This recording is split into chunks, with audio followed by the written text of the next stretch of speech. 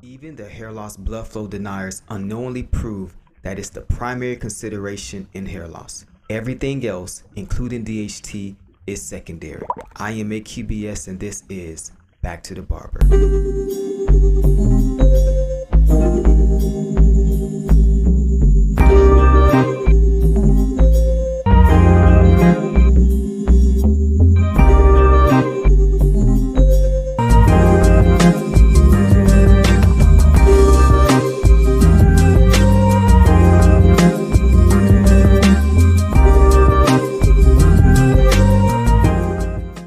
They will say that this is false.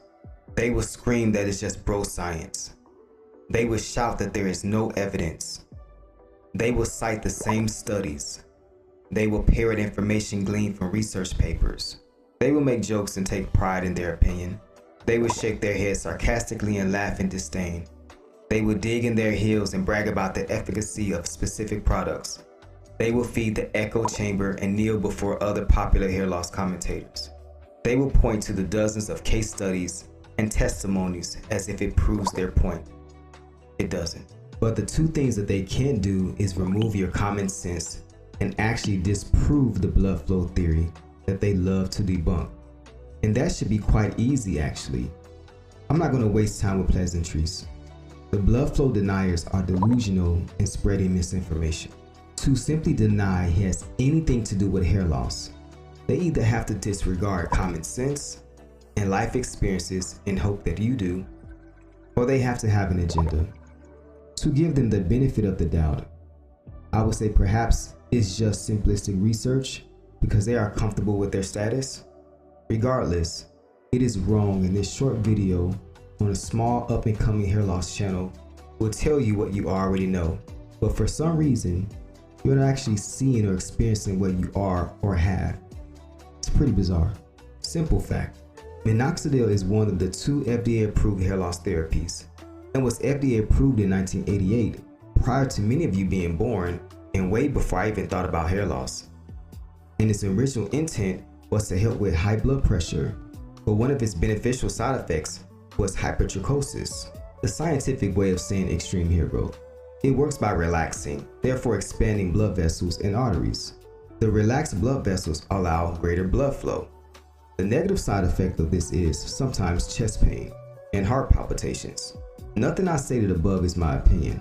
Nothing I stated above is complex. Many of you have used Minoxidil in the past and many still do. I am willing to bet many of you have experienced hair growth, the beneficial side effects, and for some, heart palpitations, the negative side effect, unfortunately. I can stop here, but there is more. Another side effect of Minoxidil usage for many people are the dark under-eye discoloration and eye bags that occur over time. Do you know why this is the case? The blood vessels under the eye are dilated with the increase of vasodilation. I don't know anyone who would use Rogaine as an under-eye cream, do you? We don't. It goes systematic and its functions are apparent. You know another side effect of vasodilation through Minoxidil is fluid retention. Many have experienced a more bloated face because of water retention. Now, I'm not here to badmouth Minoxidil, quite the opposite. It works for what it was initially intended for, and there are unintentional side effects. See, I'm not the sharpest tool in the toolbox, but if blood flow has nothing to do with hair loss, then one of the two FDA-approved therapies for hair loss, Minoxidil, that obviously works, but I guess it doesn't work or it doesn't exist since blood flow has no bearing on hair loss. This still baffles me. I could stop the video here, but there's more. Simple question. If blood flow is in our imagination as far as hair loss, then how does scalp massaging contribute to hair growth? Does it? Let me see. What else can scalp massaging do to promote hair growth? Scalp peel, lipid draining. No, let's see. I can't find any other reason why taking your fingers and massaging your scalp, that has worked for hundreds of years or more, by the way, would help hair growth. I don't mean just in men, but women. Age doesn't matter. No tools needed, just pressing into the skin and we get stronger hair. In this case, this must be a Mandela effect because according to many of your favorites, blood flow has nothing to do with hair loss. Therefore, the side effects of scalp massaging is a placebo. The same with red light therapy. Throw all your helmets away unless you're playing football or hockey.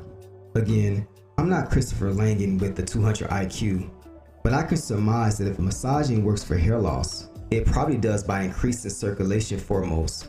And if circulation, aka blood flow, doesn't matter, then massaging wouldn't work. And if they are saying increasing blood flow doesn't contribute to hair growth, then they are ultimately saying the simplest and longest standing hair loss therapy is another fable, a fantasy. I could stop here, but there's more. Here's a few other items and therapies that you need to throw away because hair loss has nothing to do with blood flow. Topical caffeine. Toss it and all the hundreds of products that contain it. Trash ginseng, especially it's natural, so definitely doesn't work right. The millions of people who have been using it in Asia for thousands of years and the thousands of people and products that use it or contain it now are worthless. And if you have been using the inversion method where you hang upside down or your head off the bed, get down, Batman. You have been fighting on the wrong side. Also, the fact that aerobic exercise, running and jumping rope, and the dozens of other exercises proven to help hair growth because of the circulation and blood flow increase impacts hair quality and growth doesn't exist. None of the studies, none of the research, none of your personal anecdotal experiences either. If you find that exercise seems to impact your hair quality, you are fooling yourself. Why? Because, they said it. So what gives them this impression that blood flow doesn't matter in regards to hair loss? From what I gathered, it seems to be in their mind or opinion you have to choose between DHT inhibiting and boosting circulation, which is problematic in itself because they're both just one of the general pathways in hair loss in my humble and uninformed opinion. It seems that the deniers somehow believe because benign prostate medication, finasteride, works to halt hair loss and keep the status quo without the usage of blood pressure medication, Minoxidil. Therefore, blood flow doesn't have anything to do with hair loss. I'm still confused about the amount of mental loopholes that had to be created in order to come to this conclusion as mentioned earlier, but this seems to be the gist of it. I've thought about this a long time, and because of it, it has helped me to create my own personal products and regimen for natural hair loss restoration. As far as hair loss and blood flow is concerned, we need to view it as skin deep. Let me explain. Earlier I stated that it would be pretty easy for the experts and hair loss commentators to prove circulation or blood flow has nothing to do with hair loss. Here's how you all can do it. Take a Norwood 7 man of over a decade like myself, put him on a regimen of finasteride or dutasteride, and I'm okay with you allowing him to take it internally and externally. Now, he would probably castrate himself, but eunuchs never experience hair loss, so technically he would regrow hair, right? Oh, right. The follicles are dead, so that's impossible. But we know that Minoxidil has helped villus hairs turn terminal, so are they dead or in a telogen state? Oh wait, we can't use Minoxidil because blood flow doesn't matter. While we are at it, the hair loss professionals with Norwood 1 and light receding with channels politicking what works and doesn't work from a research paper, and those with hair transplants being held up by finasteride are the most confusing for me. Just a simple question. How do you know? Because someone told you and you're just, telling us? I'm not the wisest man on the internet, but isn't experience the best teacher? If you removed hair transplants and finasteride from YouTube and consequently the mouse of most of these channels, the algorithm would probably forget hair loss even exists in our online social sphere because 90% of the material is just about that. So just a thought, why would you need a transplant if DHT inhibiting is the key to hair loss restoration? And why don't these guys ever regrow their original hairline back on benign prostate meds if that's all it's about? I'm going to stop here, but not before I tell them what's actually occurring with their scalp as far as blood flow. It is skin deep. The reason why you needed a hair transplant and that you take BPH medicines for hair loss is because of circulation issues. Your arguments against blood flow are caused by your misunderstanding of what BPH meds are really doing for you. Take a moment to envision a balding man or a bald man. There are two things that will probably come to mind: hardness or immobility and a shiny glossy appearance. See, the BPH meds are indeed inhibiting DHT, but do you know what they are really doing for you? They are inhibiting plaque and fibrosis buildup in the scalp. This plaque buildup is what creates the tense and glossy look of balding men, and this mechanical physical change is what causes the circulation or blood flow restriction. You have been under the impression that circulation is all about arteries and blood vessels. But I've heard many of you mention how the FDA-approved benign prostate meds can help reduce heart attacks in men. That's a wonderful side effect, and I sincerely believe it. But not because I read it or someone told me that it did. You want to know why? Because it's doing the same thing for the heart as it is for the scalp, which is blocking the creation of plaque, thus allowing decent blood flow to the hair follicles. I am sorry that you thought otherwise, and I'm more sorry that you are misinforming others, but your own research is saying this and you are blind to it. I can stop here, but there's more. What is a comorbid disease of hair loss? Heart attacks. And what causes heart attacks? Plaque in the arteries or bad cholesterol. And what is DHT made of? Can I say it? Are you going to accept it if I do?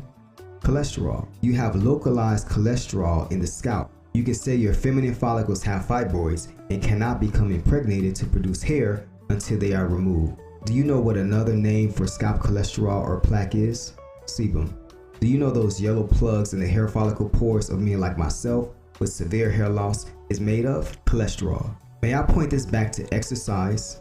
Especially cardiovascular exercise helps the heart, cholesterol numbers, and regrows hair. Is this why atherosclerosis medication is being used for hair loss? Your very theory of DHT inhibiting is incomplete. So let me out its secret role in hair loss prevention. You are actually inhibiting cholesterol production. Did you know that the prostate secretes cholesterol, and when you suppress it, you suppress ejaculant? Now, tell me that you've never heard of men complaining that they are seeing a lot less of it since they've been taking BPH meds. The reason why you're able to avoid direct blood flow topicals is because benign prostate medications are indirectly keeping blood flow intact. The very thing that is keeping your hair is the very thing that you have mocked and ridiculed. The very quality of your scalp or layers and the environmental conditions therein are the representation of circulation. There's another aspect of this that I need to mention. The reason why nothing has worked besides a hair transplant for the frontal hairline is because your hairline is fibrotic, plaque-filled, and has layers and layers of extra skin on top of it. With the transplant, you are pretty much carving out a spot, thus removing plaque or calcified area and dropping a non-infected follicle into a synthetically made, non-plaqued over follicle pore. Because of plaque, your follicles cannot get to the resources needed for hair production, and the lower dermis cardiovascular layer is so condensed and restricted that it's a virtual desert. I call those alpha conditions. For those that say if hair loss was about circulation, then why does hair transplants work? Well, why do you need indirect circulation enhancers in the form of DHT inhibitors after transplant surgery, or it eventually collapses as well too? Does those synthetically created follicle pores eventually fill up with plaque over time due to inflammation?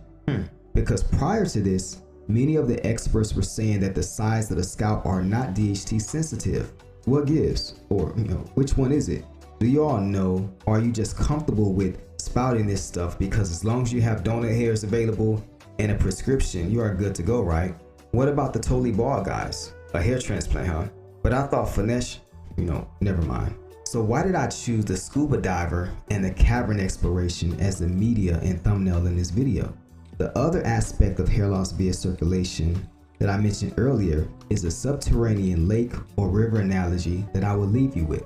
Instead of looking at circulation in the scalp as piping gone wrong, perhaps you should view it as a subterranean lake or scalp layer of nutrition and oxygen that have become hardened and calcified due to plaque buildup. The micro scalp vessels as well, but instead of associating blood flow with scalp follicles with bad plumbing, you should look at it as scalps with calcified or cholesterol-filled layers that were once flowing with the nutritional reserves that your follicles extracted resources from has been compromised. The underdermal lake or reservoir that once was overflowing with water is now sludgy, thick, and immovable plaque incapable of supporting life or terminal hairs. Finasteride and dutasteride stops this from happening. These meds just inhibiting tests to be converted to DHT seems almost like a cover story. Well, the cat's out the bag now. By the way, DHT is actually the medicine created by the body to help with scalp inflammation that then causes the fibrosis or extra skin layers to develop, which eventually blocks hair growth. Cholesterol also acts as a natural injury ointment in the scalp as well as the arteries. Are we blocking DHT, or have we been secretly inhibiting cholesterol production for hair loss restoration? You be the judge. In conclusion, DHT inhibiting is just another name for sustaining the current blood flow volume that keeps the scalp in circulation homeostasis. Like, subscribe, and comment, as iron sharpens iron and we only have each other. And remember, if I can do it, you all can do it too. Let's get you back to the barber.